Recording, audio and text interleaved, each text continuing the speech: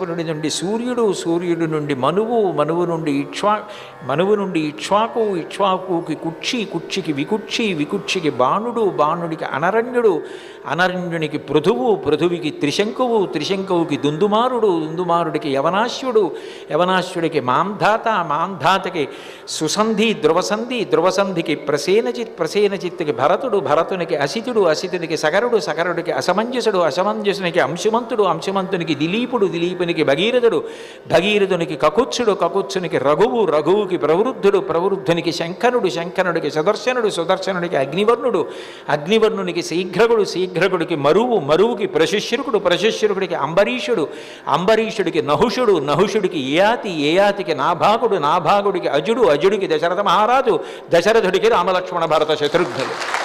ఇది ఆ వంశం. ఆ సూర్యవంశంలో పుట్టినటువంటి రాజులు అంత గొప్పవాళ్ళు.